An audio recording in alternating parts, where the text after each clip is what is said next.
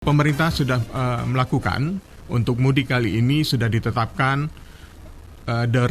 rekayasa lalu lintas, mulai dari penerapan ganjil genap, kontraflow, dan kemudian terakhir dengan one way.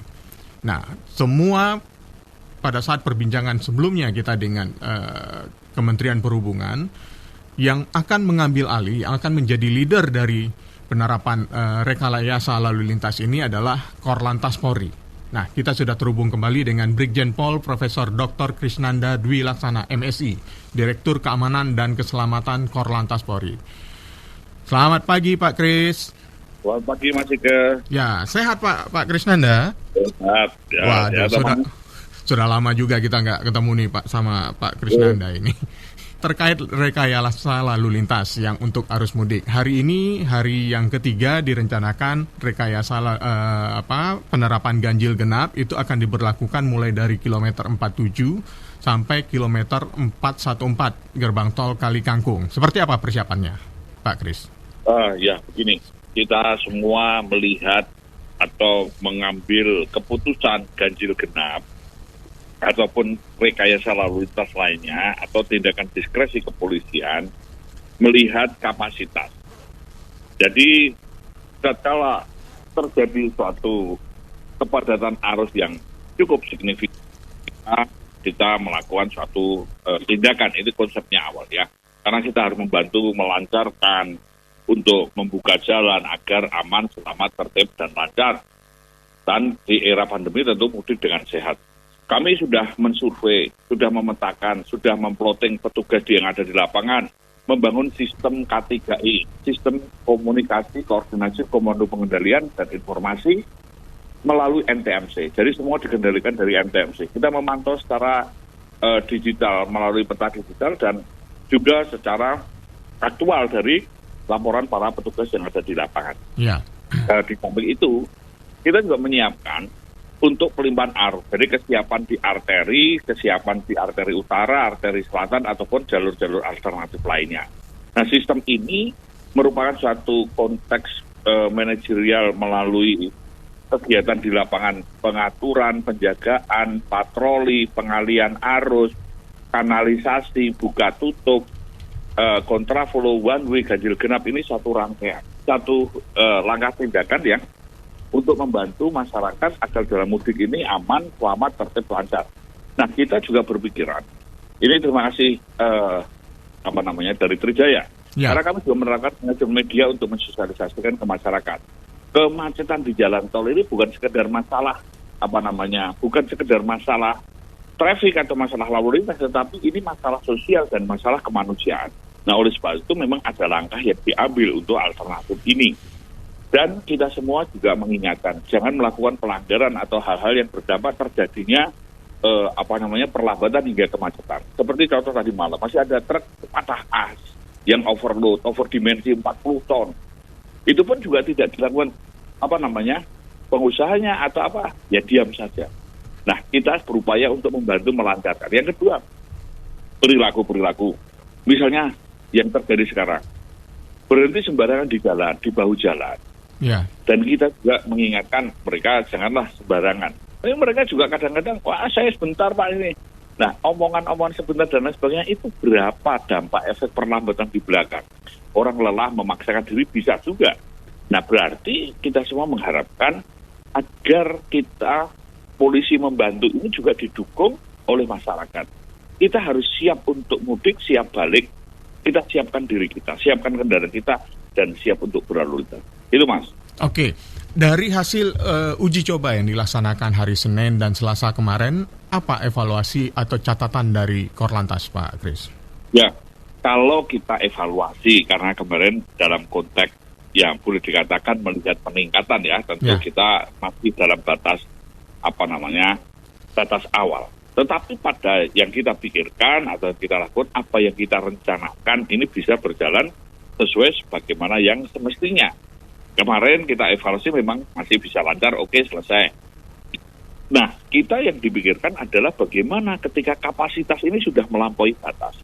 Karena kita sebenarnya begini, apa yang kita lakukan ini jangan dipikir untuk sebagai obat dewa, tapi ini membantu. Karena ini harus ada soliditas antar pemangku kepentingan dari masyarakat juga, dan juga bagaimana kesadaran. Karena kita semua ketika berlalu lintas harus sadar ada pengguna jalan lainnya. Ini yang paling penting. Ini evaluasi kami melihat apa yang dilakukan.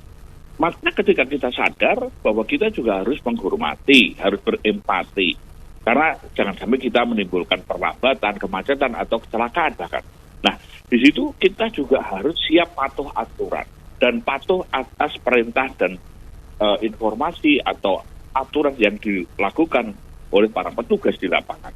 Nah, di sini ini sangat penting. Yang kedua, memang manajemen media ini sekarang saatnya memang harus mulai sudah kemana-mana, karena ini merupakan bagian penting untuk mengingatkan. Karena melalui media masyarakat bisa mengetahui situasi dan kondisi. Kita juga mengajarkan kepada masyarakat juga melihat peta Google Map atau dari peta digital agar tahu kapan mengambil keputusan, karena diberikan waktu yang panjang untuk mudik, maka ini bisa ada pilihan-pilihan sehingga tidak ada penumpukan pada prediksi puncak arus mudik tadi.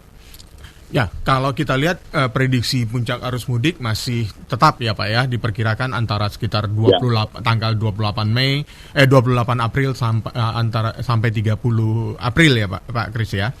Nah, tadi Pak Kris juga bercerita bahwa seperti tadi malam dalam pelaksanaan pemantauan dari teman-teman polisi Korlantas yang ada di lapangan, itu melihat ada truk yang masih ada terjadi truk patah as karena kelebihan berat, overload, overdimension, kan ini yang selalu menjadi tantangan, selalu menjadi catatan kita bagi yang membuat kemacetan di jalan tol. Nah, selama nanti pada saat diberlakukannya rekayasa lalu lintas ini, kemana truk-truk itu akan diarahkan Pak? Karena tentu saja mereka sebagai jalur distribusi tentu akan sangat juga bermanfaat untuk bagi daerah-daerah lain. Ya, kita itu juga mengatur karena truk angkutan untuk sembako atau kegiatan-kegiatan yang lainnya, ini juga perlu ada satu perhatian. Yang pertama adalah kita para pengusaha ini juga sadar, jangan memaksa. Kan biasanya kan mereka hanya cari untung, kita ekonomi Pak harga begini. Tetapi lupa sosial cost-nya itu sangat tinggi, gunakan. Ini kan sementara ada peraturan surat edaran dari Kementerian Perhubungan, dari Dirjen Bubdar untuk mengatur penggunaan truk 3 sumbu untuk dibatasi waktunya. Nah, sementara yang lain, ini juga jangan sampai katakan ban pecah saja. Itu dampaknya luas. Mereka biasa-biasa, ya kamu biasa, tapi ribuan orang, bahkan puluhan ribu orang yang lain terdampak. Karena apa? Kita harus berpikir social cost yang sangat mahal atas perlambatan atas pelanggaran. Overdimensi, overload itu kejahatan kemanusiaan. Walaupun di atasnya untungan untuk kelompok kecil. Karena ini urat nadi, kalau tersumbat. Nah, kalau siapa yang membayar? Kerugian waktu, kerugian lain-lain. Nah, inilah yang harus dilakukan. Maka, tadi katakan, kesadaran. Maka kalau kita siap berlalu lintas, mikirkan kendaraan kita, yang kita angkut, pengemudinya, dan lain sebagainya. Jangan memikir pada sektor kecil. Kita lihat pada urat nadi kehidupan. Dan ini sosial cost yang didampakkan atas masalah lalu lintas sangat panjang. Belum lagi masalah alam, masalah lingkungan, masalah penyempitan jalan, masalah yang menjadi bottleneck atau rawan terjadinya suatu perlambatan. Misalnya rest area atau exit tol atau jembatan dan lain sebagainya. Atau ajakan turunan tajam. Nah, ini juga kita harus prediksikan. Karena kita harus bisa memilih, mengambil langkah. Kan sekarang ini sudah lebih mudah ya saya kira. Karena ada bantuan sistem media, peta-peta digital juga bisa diakses, dan lain sebagainya. Gitu Mas. Oke, sebagai alternatif, jika seandainya nanti jalur tol yang akan digunakan para pemudik ini mengalami kemacetan, apa langkah alternatif yang akan diberikan untuk mengurai kemacetan tersebut, Pak Kris? Ya, yang pertama kita bisa buka tutup gate. Kita sudah sepakat ketika terjadi kemacetan panjang yang melampaui batas kapasitas maksimal, maka keputusan dari Kakor Lantas dengan dukungan bersama dari Kementerian Perhubungan atau Jasa Marga untuk membuka gate tol. karena getol akan menjadi sumber perlambatan.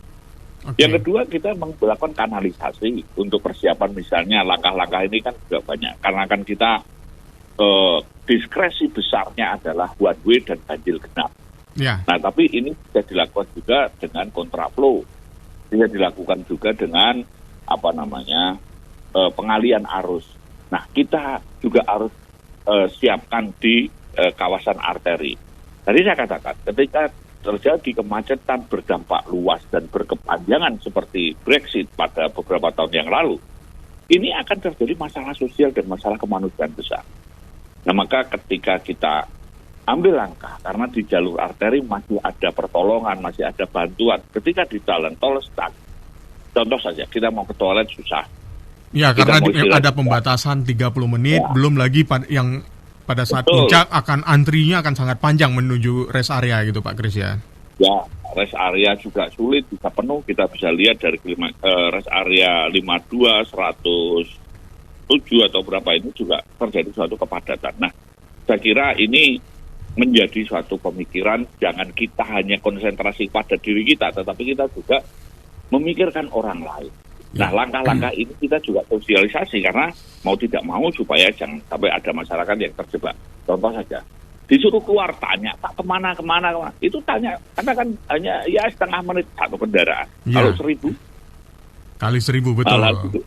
Dia merasa benar terus. Maksud saya nggak boleh Pak ini. Itu sudah menimbulkan hal-hal seperti itulah, menunjukkan bahwa kita tidak siap berlalu lintas. Jangan menggampangkan, jangan menganggap remeh sesuatu.